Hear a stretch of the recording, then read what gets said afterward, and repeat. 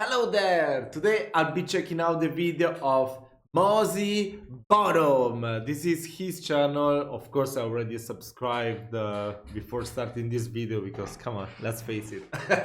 Whenever I read the word Finland, whether it's in my shirt or in a YouTube video, I have to subscribe right away. I gotta try my best to learn your language and then very soon travel there. So yeah, this is the coldest winter in 20 years after moving to Finland. I guess he moved like to the northernest part of the country. Not even a word, northern. I don't know, whatever. That's the English you get when you subscribe to my channel. Anyway, before we start with the video, guys, I had some problem with my previous Discord server. So yeah, a German subscriber, which I want to thank deeply, helped me to create a new one. It's really cool. So I really suggest you go and check it out. There's the link in the description.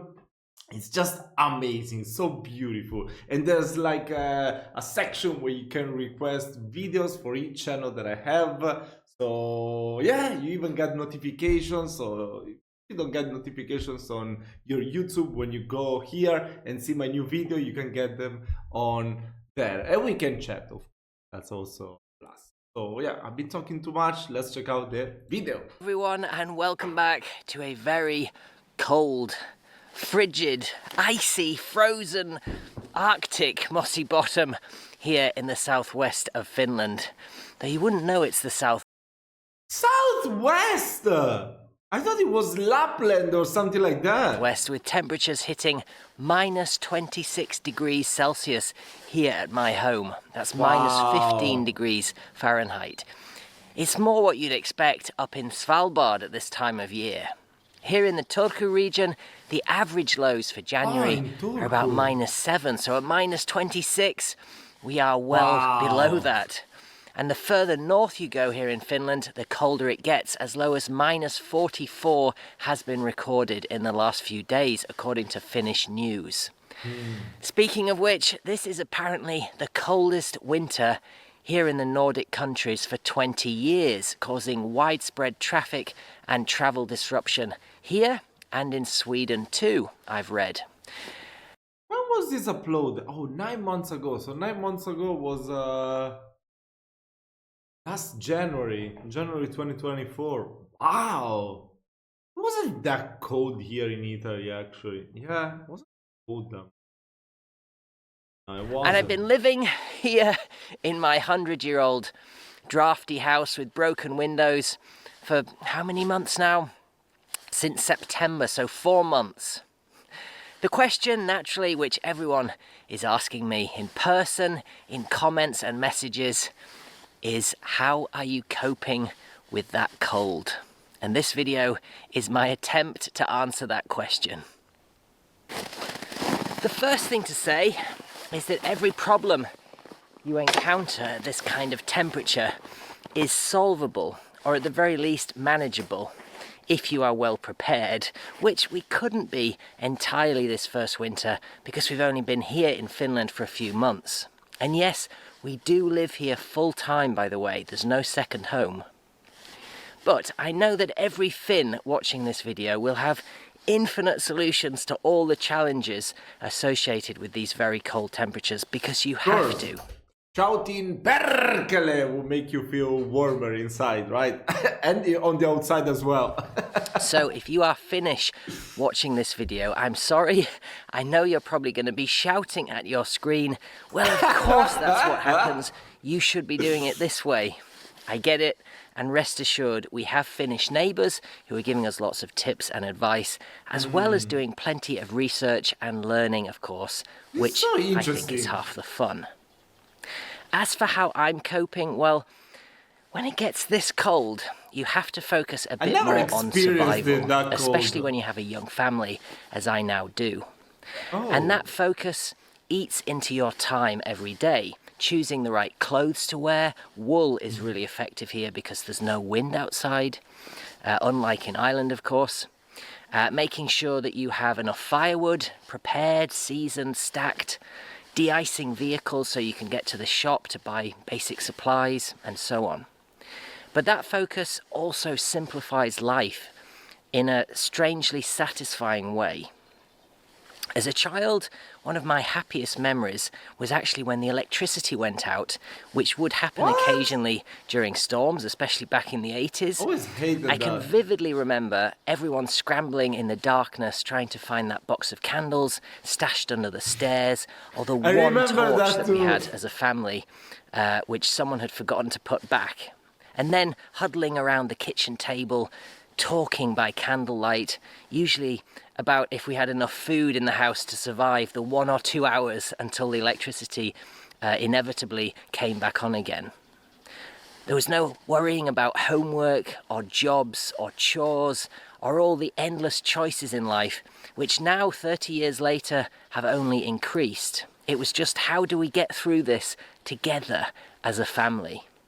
And that's sort of what this winter in Finland has felt like so far for me. And yes, the cold is hard, but hard is good sometimes. I think that's something people That's what she said. Forget. Sorry. It simplifies and unites your purpose with the people around you. Unless you're Finnish, of course, in which case you just disappear into a sauna for 6 months. I get it now. Bro's been living in Finland for 4 months and keeps calling it sauna. Okay. Let's say sauna.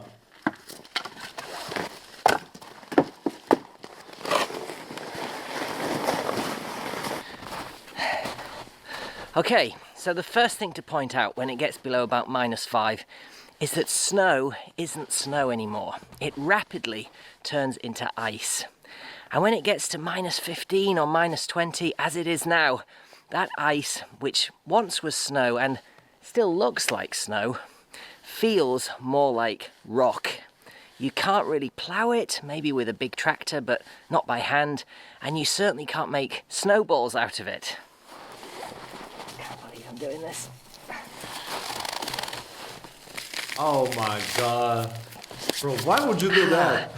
So in urban areas, here in Finland, car parks and street corners, there are giant ice mountains everywhere where snow that was ploughed by tractors and other machines has then frozen solid, which I very much expect to get bigger and bigger as the winter progresses. It's been documented that Finns are some of the best drivers in the world, and the reason for that may be because of how challenging driving conditions are in the winter here. Of course, ice makes the roads slippery. That's obvious, same in other countries. So everyone, including us, uses winter tyres with metal studs on to improve grip. And Actually, here in Italy, it's mandatory to wear in the winter to be putting on the winter tires. I mean, in some cases, you can just have the chains that you put around your tires in extreme weather conditions. But I just prefer to do the winter tires. Just do it twice a year and whatever. Four-wheel drive, if you have it. Even then, though, a small mistake can be very costly. But something I hadn't considered before moving here is that once that layer of snow freezes on the roads, you can no longer see road markings. There are no lane boundaries, directional arrows, parking spaces. Every part of the road is permanently painted white until, well, probably April. Wow. As for cat's eyes, those tiny reflectors built into roads, the middle and the side, forget it, there are none here. Which is logical, because for 6 months of the year, they'd be buried in snow, so what's the point? Without road markings or adequate lighting, and with black ice at every corner, driving is much more dependent on intuition, especially on country roads, which aren't doused with sand or grit very often. Ours isn't. So, if you want to hone your driving skills, well, just move to rural Finland. Oh and then God. there's this. It looks like fluffy snow, doesn't it? I assure you, it isn't. That was painful. Even if you clear the snow and ice off, moisture in the air sticks to your car and freezes every day.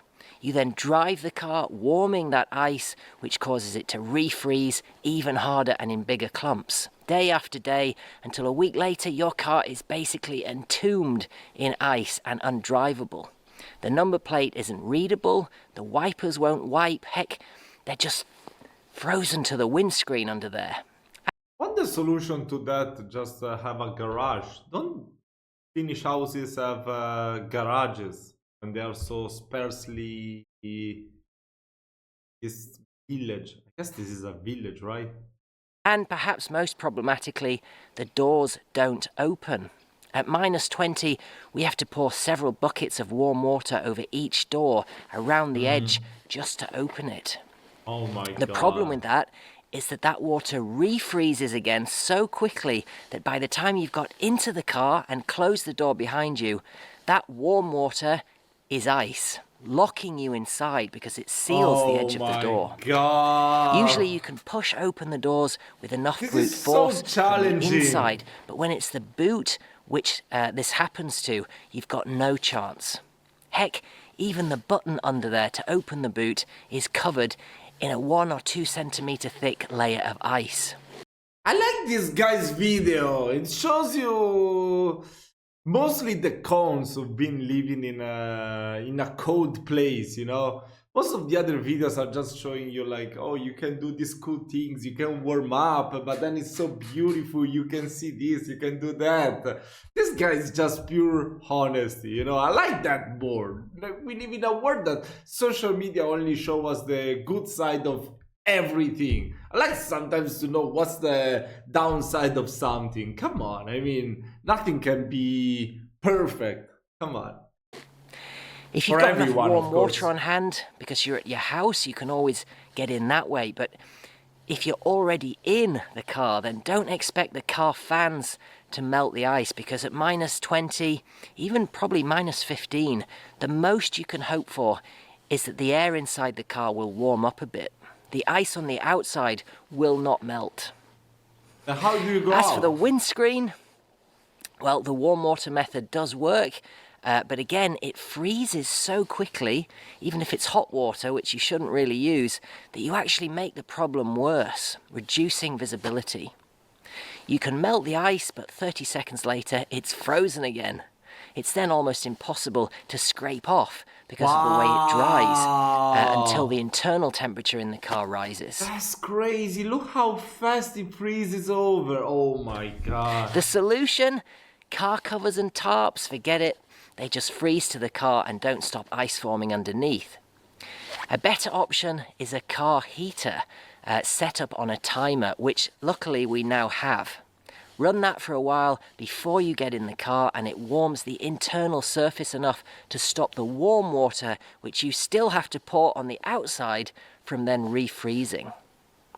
And yes, I know what you're thinking. The real solution would just be to build a garage. Ah, my life Yes, for a that's what I garage said right at now, first. folks. When it was between freezing 0 and -5, we had regular snow here. Well, that was a joy. I even started making this, an igloo.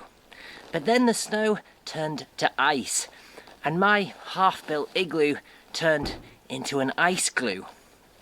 To finish this, I need wet, sticky snow, which is completely impossible when it's -25, as it is How this guy moved to Finland and became Pingu. today. Heck, Make it an there's no igloo. way to even make the blocks to keep building this. But I am determined to finish it, so stay tuned to my Instagram channel for updates. Assuming, that is, it does get a bit warmer again in the coming weeks. And yes, I do know that igloos are not culturally Finnish. Thank you for the comments. But I made one much like this with my dad as a kid. And ever since then, I've honestly been counting the days until I could make another. Is igloo an Inuit word? Or am I mistaken? It only took 33 years. That looks pretty good though. It could be like a pool, you know? That looks pretty nice though, I'm not gonna lie. I mean, I know it's not Finnish, but it looks pretty nice already. I don't know what use you could have for it.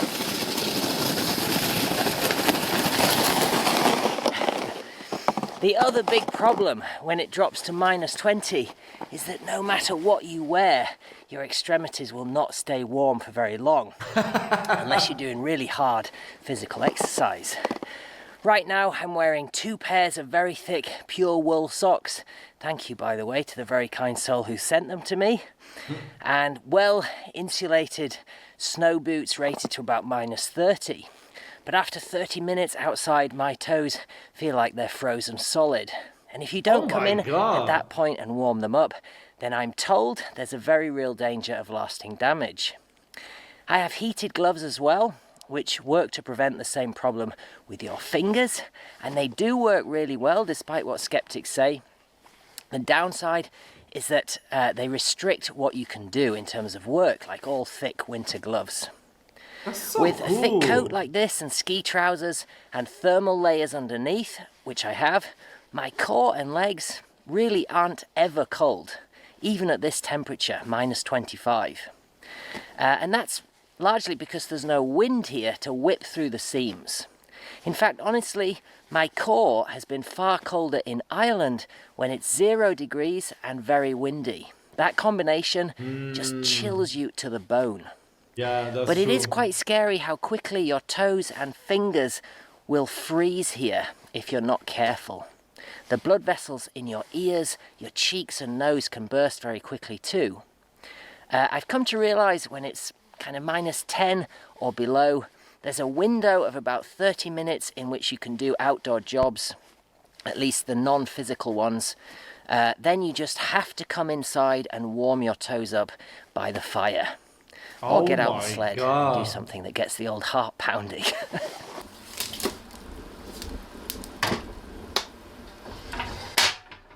Finally into the house, and I'm going to show you the 2 stoves which we are very lucky to have. The first in the living room is this, called in Finnish, and I'm going to butcher the pronunciation, so I apologise in advance, a pöntöuuni. This stove has a metal frame filled with masonry, stone and brick, and is built up in layers. You can see the seams or joints between the different layers here. And the idea is to use the thermal mass of the masonry to store heat. And these things are very common in older houses in Nordic countries like Finland. An essential feature is just up there, the baffles or dampers, which allow you to close the flue, stopping warm air from rising and sucking all that stored heat out of the house with it. Of course, you need to be very certain that all the embers are fully out before closing the damper. Otherwise, carbon monoxide will leak into the house. And Oh yes, my God. we have carbon monoxide monitors everywhere. 2 in this room, 2 in the kitchen, 1 in the hallway, 1 upstairs. We're not taking any chances. We also have vents in here for oxygen intake. Incidentally, I absolutely love this stove. It's the best I've ever used, and I've used quite a few in my life. Though admittedly, it does need a paint job, which I'm working on like so many other things. It's okay. As long as it works, it's fine. In the kitchen, there is this, a newer masonry stove, which was built to replace the old cast iron stove, which now lives in the barn, and you will have seen in my property tour video. And this again is built on the same principle. Keep the door closed, store heat in the masonry, then when the embers are completely out, close the damper which is up there and use the stove as a radiator overnight. Bro, that is It's so brilliantly cool. simple, but impressively sophisticated too, especially when you consider that this type of stove and others like it have been in use for hundreds of years here in Finland. The flue chamber I used to have a similar one to goes this. down before it goes up again, and gases are reburnt, so there's hardly any smoke coming out the chimney. It's basically a rocket mass heater without the bench part for thermal mass. I guess they just didn't have enough space for that in most houses. Our house here is only about 80 square meters. So how do they perform? Well, of course, it depends on what you put in them. With dry birch, really well, but this winter we don't have much of that, despite buying what we could from neighbours. In future years, things will be a lot easier, we think, as we have that hectare of trees to manage for firewood. We've been able to keep the kitchen and living room reasonably warm, above 15 degrees most of the time, even with temperatures as low as -20 or lower outside. Wow, that's crazy. Angela, my partner, would probably prefer it to be a steady 22 degrees in here. She's sat at the table right now, but with broken windows and limited firewood this first year, that just isn't possible. Oh my god. And yes, we are using the stoves as local professionals have advised us to. We had them cleaned and checked before lighting a single fire.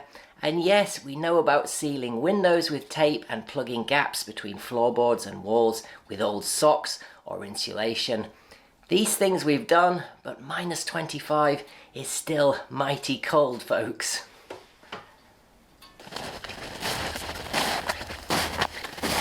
So, how am I coping with the cold? Well, of course, it's a huge challenge. And at times, a real pain in the bum. So prepared Fingers though. and toes too. But every problem I encounter makes me a little bit excited for implementing a solution. Perhaps I'm a bit of a masochist, I don't know.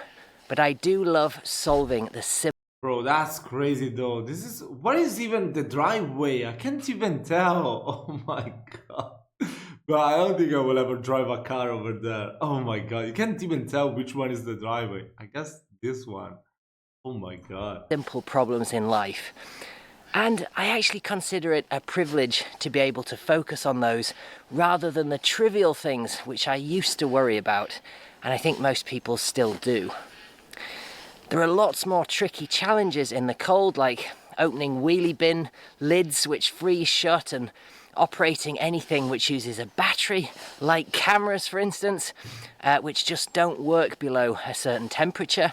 Oh, in really? fact, I didn't have know to that. admit, filming this video, and it really is below -20 right now, has involved stints of 15 minutes out to film and then 15 minutes back inside to warm up again, change batteries and get the camera going. And I've been doing that for the last 3 or 4 hours. If I hadn't done it, you certainly wouldn't see me smiling right now. But overall, the cold really isn't that bad. At worst, it's an inconvenience, a pretty big one sometimes, but still no more so than the rain and wind which batters the west of Ireland at this time of year. At least the sun comes out here to remind you of what's to come. And best of all, there's no mould anywhere, just ice. So to everyone who's been asking, thank you, we are doing okay. In fact, we're still loving life here in Finland, even in the coldest winter for 20 years. Thank you everyone for watching, supporting the channel through Patreon, and making all those fascinating comments which I love reading too. I didn't realise how popular the Finnish Lapphund is here. That's definitely caught my attention. For now though, my 15 minutes are up. Time to go back inside and warm up my toes. Until the next video, which will be soon, rest assured, take care, throw another bag of logs on the fire, and bye for now. That's really cool. I like it.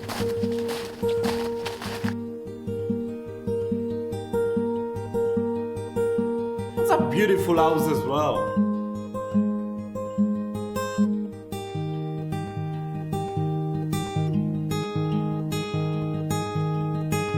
Oh, I was born in a Quaker town where folks worked good and hard. For the Is that his ones song? they loved and God above, each day they punched their card. And when evening came back home again, they'd rest a while and say, "'Tis a hard old life, but for kids and wife we'll work as another day." When the sun rose low, back to work they'd go singing on their way. Oh, for job and home to call our own, we'll work as another day. Oh, A beautiful song. I like it. But this guy is so talented. Oh, I grew up in a Quaker town till 18 years had passed. Then I packed my bags and I said farewell for a better life at last. And for 5 years more I studied hard and the state paid harder still.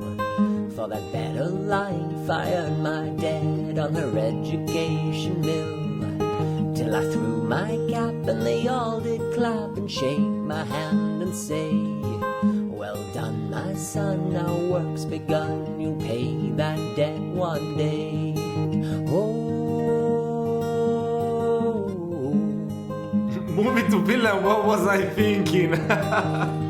Oh, he actually bought it! Wow! Wow, that's crazy!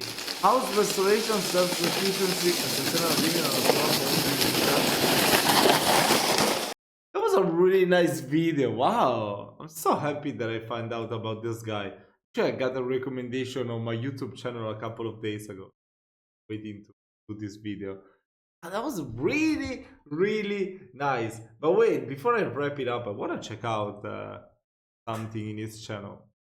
Is this still uploading? Because, bro, that code might be worried. Wait. Oh, yeah, he's still uploading videos, okay. It's safe, it's safe. I was worried I didn't made it in the great cold. That was really cool. That was really cool. It seems very smart. And I want to say something. He has a very beautiful voice. I would definitely like to listen to him telling me a story on my Audible. That was really interesting. Very cool, very cool. So is he living in Finland right now? Yeah, 6 months in Finland. Yeah, he's still uploading videos in Finland. So we definitely need to check out more of his videos because he seems like quite a nice character. So yeah, any recommendation for future videos are really appreciated. I hope you've enjoyed this video. Don't forget to join the Discord server, subscribe to the channel, and I'll see you very soon. Bye bye.